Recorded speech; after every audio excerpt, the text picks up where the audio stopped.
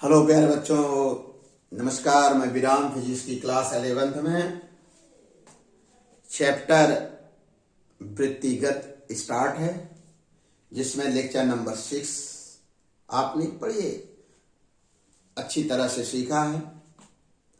उस lecture number 6 में आपको हम अपकेंद्र बल सेंट्रीपिटल फोर्स पर भली बात सिखाया हूं और अपकेंद्र बल पर आधारित कुछ उदाहरण की भी व्याख्या किया हूं। आज हम लेक्चर नंबर 7 में अपकेंद्र बल पर आधारित एक उदाहरण को समझाऊंगा तथा उसका मैथमेटिकल व्यंजक दूंगा, क्योंकि यह न्यूमेरिकल की दृष्टिकोण से बहुत इंपॉर्टेंट है, कंपटीशन की नजरिए से बहुत इंपॉर्टेंट है। आइए, क्या है? डोरी से बंधे पिंड की क्षैतिज वृत्त में गति जब पिंड का भार नगण्य।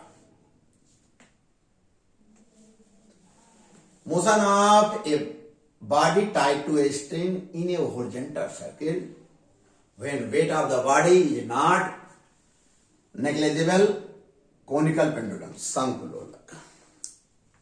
जैसा कि आप जानते हैं, डोरी से बंधे पिंड की क्षैतिज वृत्त में गति की दो कंडीशन थी। पहला था जब पिंड का भार जीरो नगण्य हो, तो जब नगण्य होगा तो डोरी ऐसे घूम जाएगी आराम से, क्योंकि ऐसे क्षैतिज में ऐसे घूमेगी, ऐसे सर्किल बनेगी। प्यारे बच्चों, यह सर्किल का जो तल होगा वो पृथ्वी के समांतर क्षैतिज, इसीलिए क्षैतिज वृत्त कहा गया। ओके, चूंकि पिंड का भार नगण्य था, इसलिए डोरी का तनाव पिंड को क्षैतिज वृत्त में घूमने के लिए, हॉरिजॉन्टल सर्किल में घूमने के लिए जो आवश्यक अपकेंद्र बल है, डोरी के तनाव से प्राप्त हो जाता है। प्यारे बच्चों, वर्तमान टॉपिक में जो है पिंड का भार नगण्य ना हो, अर्थात पिंड भारी हो। जब पिंड भारी होगा तो शंकुलोलक बनेगा। कैसे बनेगा, इसको हम बताते हैं। शंकुलोलक की परिभाषा भी क्या है, उसको भी सीख लेंगे आप लोग, और पिंड भारी है उसका भी कंसेप्ट क्लियर हो जाएगा। ठीक, जब किसी भारी पिंड को डोरी से बांधकर क्षैतिज वृत्त में एक समान चाल से घुमाया जाता है, ऐसी स्थिति में चूंकि पिंड भारी है, डोरी क्षैतिज नहीं रहती। क्यों? पिंड भारी है, क्या क्षैतिज में घुमा लेंगे? डोरी क्या है, क्षैतिज में नहीं रहती, बल्कि डोरी ऊर्ध्व से किसी कोण पर एक शंकु का निर्माण करती है। और पिंड, जो पिंड देख रहे हैं, पिंड क्षैतिज वृत्त में हॉरिजॉन्टल सर्किल में ही गति करता है। इस व्यवस्था को क्या कहते हैं? शंकुलोलक कहते हैं।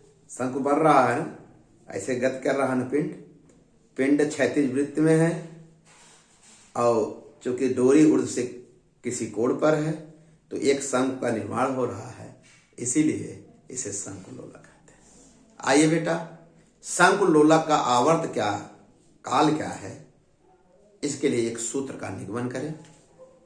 सबसे पहले बच्चों, यह बढ़िया से फिगर कॉपी में बनाइए। यह सर्किल है, ध्यान रखिएगा। कैसे सर्किल बने? जब ऐसे, जो चूंकि भारी पिंड है, जब ऐसे करेंगे तो एक क्षैतिज के समांतर एक सर्किल बनेगा कि नहीं, इसलिए क्षैतिज वृत्त कह रहे हैं ऐसे। अब चूंकि ऐसे पूरा सर्किल बना देंगे, शेप नहीं आएगा, लेकिन सर्किल समझिए। इसमें लिखेंगे क्या, इस फिगर के नीचे लिखेंगे, मान लिया एक पिंड है, डोरी से बंधा है। यह पिंड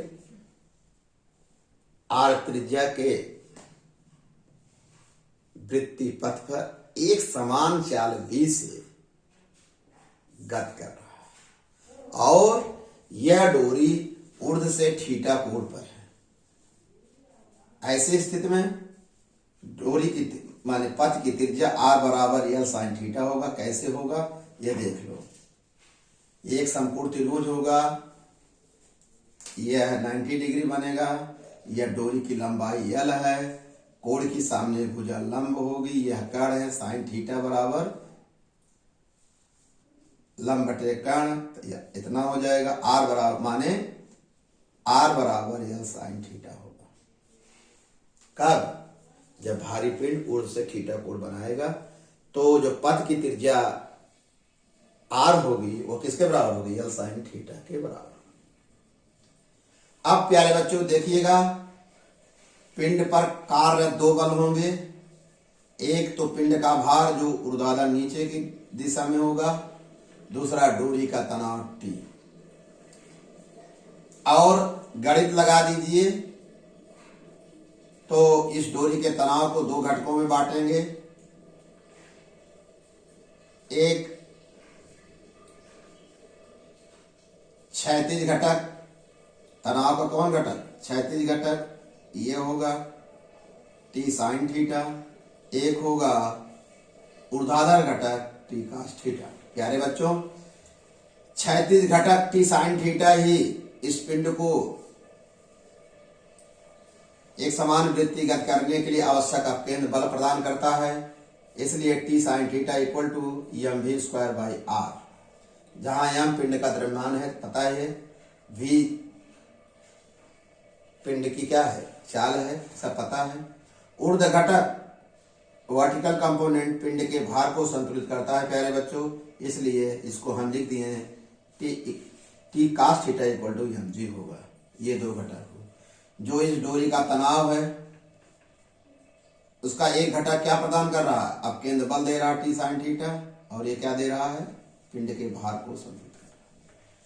प्यारे बच्चों, समीकरण 2 में अगर 3 का भाग दे दें तो m से m काट दो, T से T कट जाएगा, अर्थात tan थीटा बराबर v स्क्वायर बटे RJ।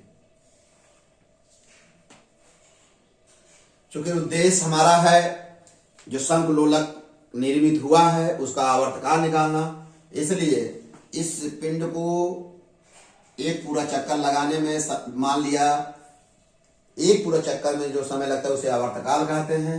आवर्तकाल को यहाँ स्मॉल t से लिखे हैं, कैपिटल T इसलिए नहीं लिखे हैं क्योंकि कैपिटल T यहाँ डोरी का तनाव माने हैं प्यारे बच्चों, जल्दी से।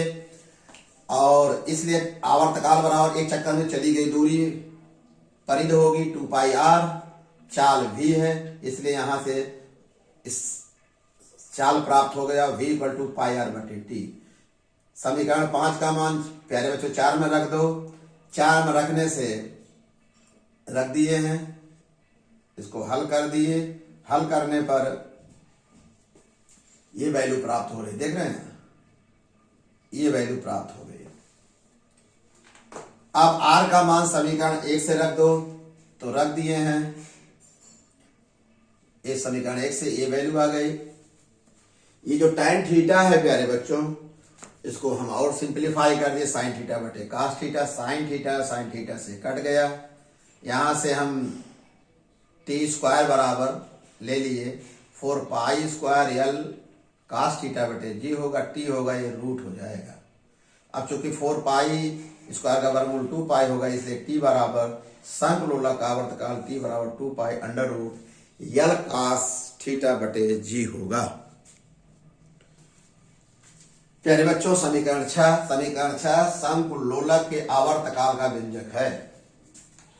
जल्दी से हम इसकी फिजिक्स बता दें, क्या शंकुलोलक का जो आवर्तकाल T निकला है, क्या जो भारी पिंड का द्रव्यमान है, तो आप कहेंगे सर इस घटती व्यंजक में कहीं दिख नहीं रहा है। इसका मतलब शंकुलोलक पिंड के शंकुलोलक का जो आवर्तकाल है वह पिंड के द्रव्यमान पर निर्भर नहीं करता। प्यारे बच्चों, अगर ध्यान से इस सूत्र को देखेंगे आप तो एक चीज निकला, शंकुलोलक आवर्तकाल किस पर निर्भर कर रहा है? L पर निर्भर कर रहा है, और कास थीटा पर निर्भर कर रहा है, और G पर निर्भर कर रहा है।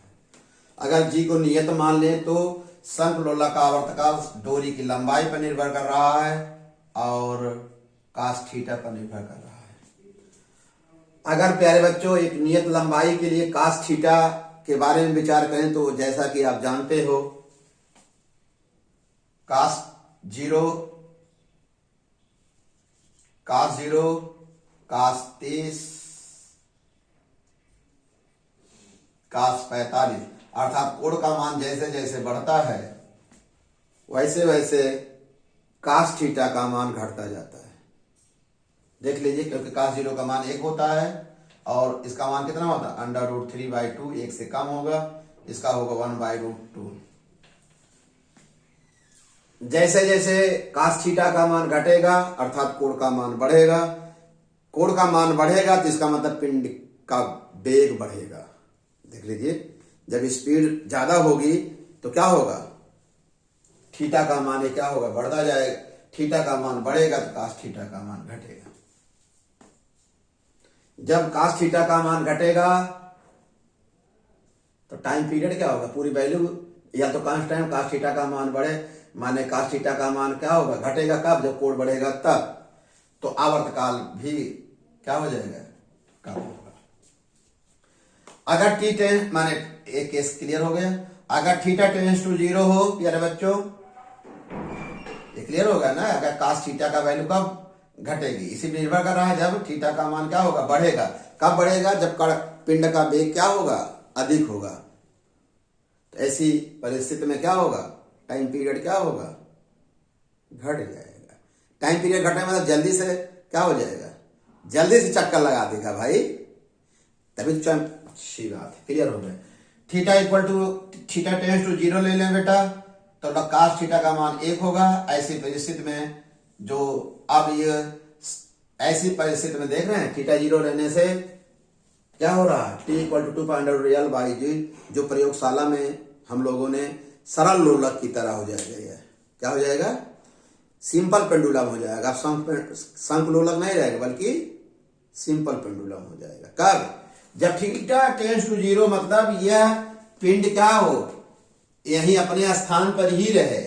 ये जो पिंड देख रहे हैं, कहां लगती है इसको, ये जो पिंड है, थीटा इक्वल 0 माने बहुत कम, लगभग 0 हो, तो पिंड क्या कर, वृत्तिगत नहीं करेगा, अब ऐसे ऐसे करने लगेगा, तभी थीटा 0 होगा।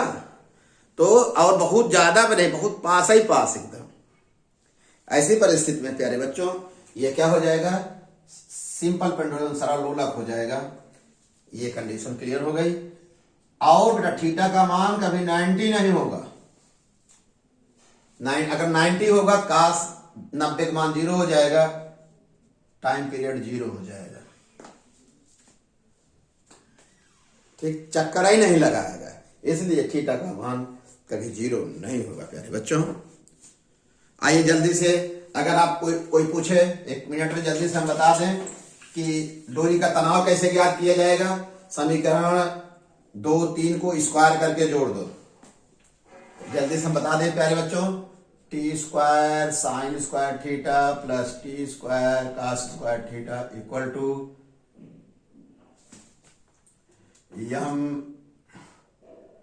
mv²/r का होल स्क्वायर प्लस mg का whole square. Squaring and adding equation number 2 और 3।